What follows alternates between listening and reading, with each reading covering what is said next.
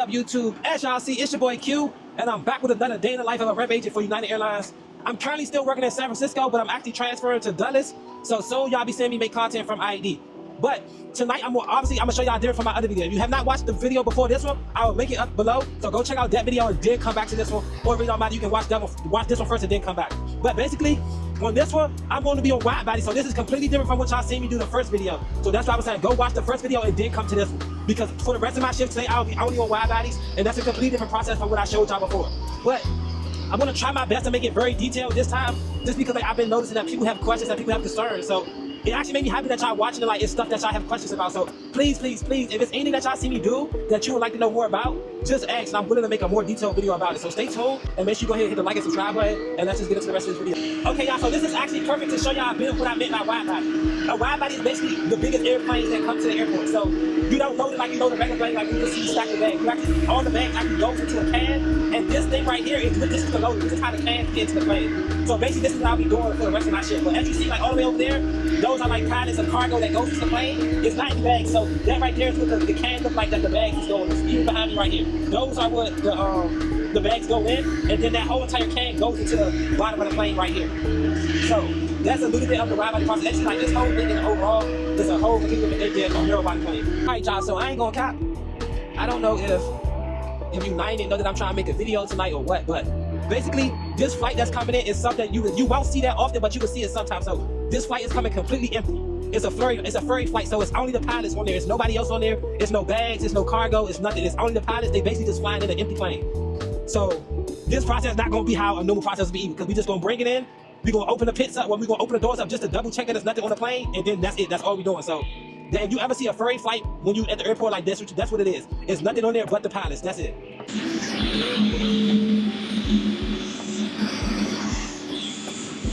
Alright, y'all, so as y'all can see right now, I know the audio is probably horrible because the engine is running, but this is how you think what the plane is. At night time, you have the wires, and you gotta turn them off so that they glow, so that the pilot is able to see. So we stand here, we wait until they get past us.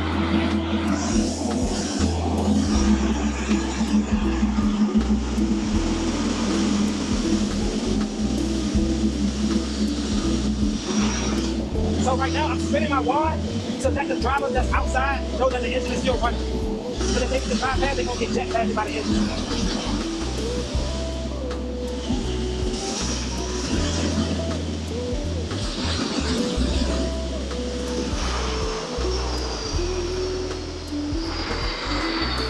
So that was a quick sneak peek of the arrival process.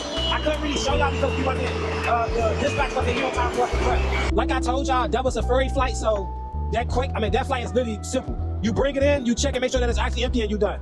So I was supposed to, this is one thing about the airline industry though. Your assignment is never going to stay the same, because if they have to place you somewhere that they don't have enough people at, that's what they're going to do. Because for instance, my position is rank 5, which is the international side of the airport. But now I have to go all the way to the domestic side, I guess because they don't have somebody to do the loader on the next flight. So sadly, that is something you have to deal with in the airline industry. Like, you have to be able to adapt to changes, because like, if they need you, they need you. Like, that flight had to go out no matter what. So that's when you have to be ready for us to adapt to changes. Also, something I want to tell y'all, I will say this though. At certain airports, you can make however much money you want to make. Like some airports, there's no cap. Like, you can work as much as you want. You only can work 16 hours a day. But you can work 16 hours a day, as many days in a row that you want. And mind you, here for my company, once you work a certain amount of hours, you in regular overtime no matter what, which is $32 an hour. Then you can get double time, which is $42 an hour. And then you can even go above that. So like, that's the thing about it.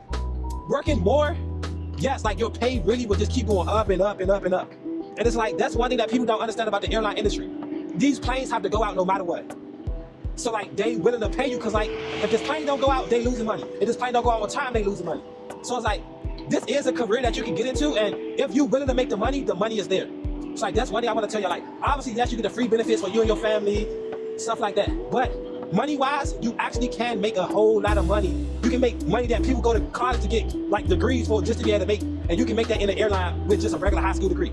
I mean, high school diploma. So like, that is one thing I will say about the airline industry. Like, the money is really unlimited at certain airports. These electrolyte popsicles go crazy. They not always stock this. You be listening to them, I ain't gonna lie. But when they stock, I always give me 2 at a time, because they be going crazy. Alright, y'all, so as y'all can see where I'm at right now, I'm currently on top of the loader. So this is how far up I am. That's them down there. And then obviously, as you can see, I'm up here. So we kind of running behind, so I won't be able to like film this much of this process, but I'll try to still. As you see, like right now, I'm grabbing the pallet. Alright, y'all, so as y'all can see right now, I'm putting the locks on the pallets so that they don't move.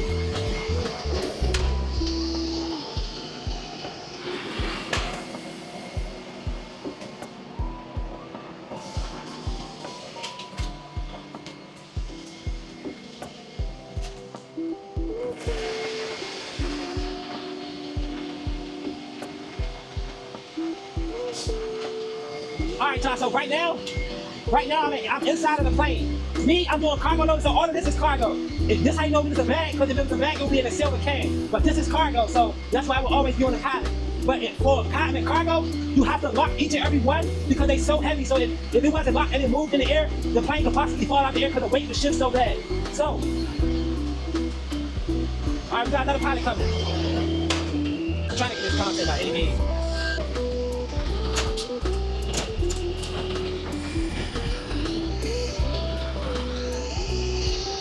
As y'all can see, so this is how I'm sliding the pilot in with the machine.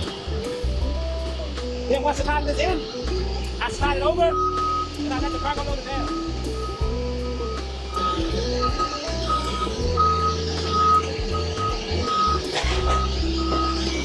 Then I come put the locks up.